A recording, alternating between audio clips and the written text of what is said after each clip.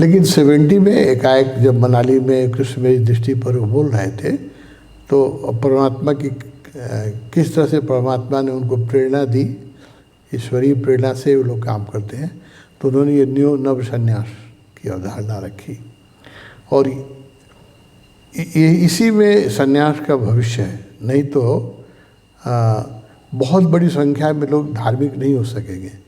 तो स्केप करने वाला संन्यास था, जीवन से पलायन करने वाला, वो थोड़े ही लोग कर सकते हैं। एक तो सबके अंदर इच्छाएं शांत नहीं होती हैं, गृहस्थी की, पैसे की, सेक्स की, है ना। तो वो अगर सन्यासी बन भी जाते हैं तो फिर बैकडोर से वो उनका जीवन जो है वो बड़ा पाखंडी हो जाता है। इसलिए कई सन्यासी अभी ट्रेडिशनल सन्यासी जेल में हैं, बहुत सारे, है ना। सन्यासी तो हो गए लेकिन उनके आवश्यकताएं उनकी रह गई थी।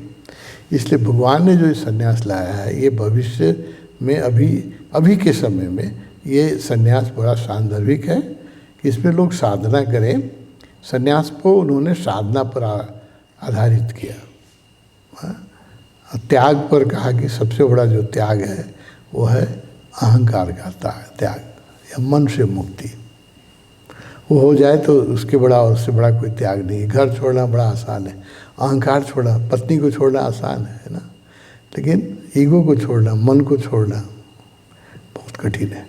तो उन्होंने मन से, एक ही कुसंग मन का संग, है ना, एक ही चीज़ त्यागने जैसा है, वो है तृष्णा, मन की जो इच्छा है। इस पर आधारित करके उन्होंने जो संन्यास बनाया, बड़ा साइंटिफिक है ये, और इसी का भविष्य है। हालांकि अब इसको बिगाड़ने के लिए बहुत प्रयास हुआ है। अब इसकी पवित्रता बहुत लोगों ने बर्बाद कर दी है। अब माला नहीं पहनना है, कपड़े नहीं पहनने हैं, शराब भी पीना है, अंडे भी खाने हैं। इस तरह से कई ढंग से लोगों ने इसको विकृत किया है, और वो विकृत करने वालों का एक अपना मोटिव है। लेकिन हम लोग उसको पवित्र नेपाल में रखेंगे। और कुछ लोग हैं जो भारतवर्ष में भी उसको, सारी दुनिया में है थोड़े से लोग जो उसको पवित्र ढंग से निभा रहे हैं। तो इस संन्यास में सुविधा क्या है कि बृहत्तर मनुष्यता धर्म में उत्सुक हो सकती है। त्याग सब आदमी नहीं कर सकता है ना। और मांग के खाना सब आदमी के सम्मान के लायक भी नहीं है कि मांग के खाए, है ना। तो इसलिए बहुत बड़ी संख्या जो सन्यासी की हो जाती है, उसमें अधिकांश लोग जो होते हैं वो पलायनवादी और आलसी हो जाते हैं। ऐसा नहीं कि उसमें अच्छे लोग नहीं हैं, 10% उसमें भी बड़े त्यागी हैं, बड़े अच्छे लोग हैं, लेकिन 90% लोग जो हैं वो सही अर्थ में आध्यात्मिक नहीं है, वो जीवन के संघर्ष से हट जाना चाहते हैं। तो ये जब नया संन्यास है, इसका भविष्य है, और इसकी पवित्रता को नेपाल ने बचाया है। मुझे बड़ा परमात्मा को धन्यवाद देता हूँ कि मैं शुरू से ही भगवान से जुड़ा। जब वो संन्यास नहीं देना, शिष्य नहीं बनाना चाहते थे, मैंने बहुत रिक्वेस्ट किया था, कई लोगों ने उस समय वो कहते थे कि नहीं, ये बहुत बड़ी जिम्मेवारी है, मैं मार्गदर्शन करूँगा, तुम भी स्वतंत्र हो, मुझे भी स्वतंत्र रहने दो। तो उन दिनों से जुड़े हुए लोग अभी बहुत कम हैं जीवित। तो मैंने पूरा देखा है कैसे ये ओशो के मूवमेंट का इंद्रधनुष मैंने देखा है, 7 रंग देखे हैं। और अभी जब कि बहुत बड़ा षड्यंत्र है कि उनकी पूरी देशना को धूमिल कर दिया जाए, तो उसकी देशना को शुद्ध रूप में बचाने के लिए भी हम लोग प्रयास कर रहे हैं।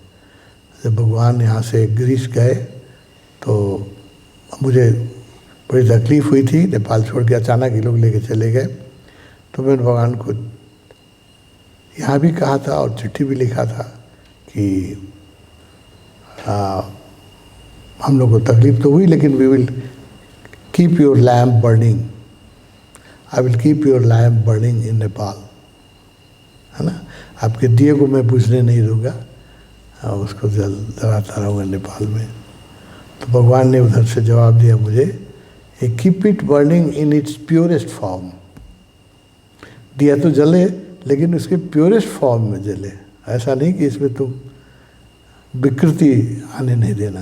तो ये मेरी जिम्मेवारी है, मैंने कोशिश की है कि विकृति नहीं आए। मेरा सौभाग्य है कि ओशो के बाद सबसे अधिक संन्यास की दीक्षा मैंने ही इसी शरीर से भगवान ने दी है।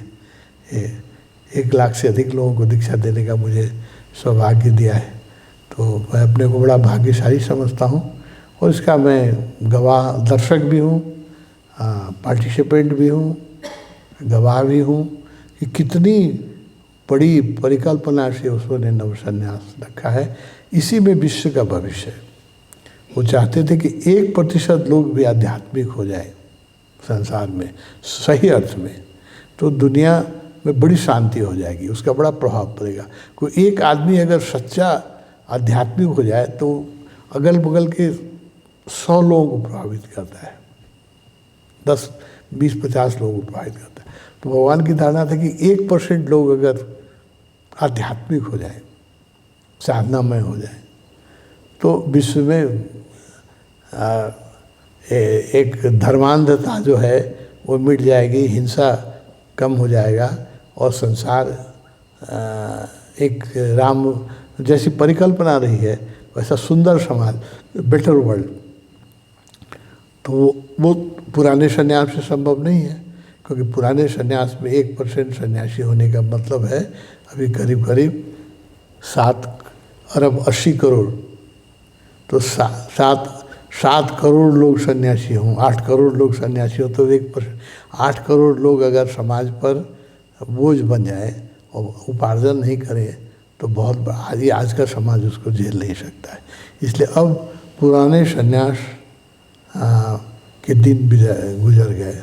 अब जो है न्यू सन्यास में ही अध्यात्म का भविष्य है और इस पर संघर्ष है। अभी बहुत लोग इसको मिटाने के लिए पूरा चेष्टा कर रहे हैं, धूमिल कर दिया है। लेकिन हम लोग जब तक सांस चलती रहेगी हम लोग कोशिश करते रहेंगे ये प्योरेस्ट फॉर्म में बचा रहे संसार में, और उसके बाद आने वाले लोग फिर इसको आगे ले जाएंगे। भगवान के मूवमेंट में भी बुद्धि धर्म आएगा, महेंद्र आएंगे, संघमित्र आएंगे, वो लोग इसको सारी दुनिया में फैलाएंगे। हम लोग प्योरेस्ट फॉर्म में इसको सिर्फ बचा लें, यही हमारी बहुत, क्योंकि इस पर बहुत बड़ा आघात है कि इसके प्योरेस्ट फॉर्म को तोड़ दिया जाए। तोड़ ही दिया है। नेपाल के अलावा कोई माला नहीं पहनता है, ध्यान के बाद कोई नहीं करता है। हम लोग कहते हैं इसकी जो अनिवार्यता है, इसका जो केंद्र बिंदु है वो साधना है। अगर आप निरंतर साधना नहीं करते हैं तो आप संन्यास को धूमिल कर देंगे। और हम लोग जोड़ देते हैं, ये लोग जोड़ नहीं देते हैं।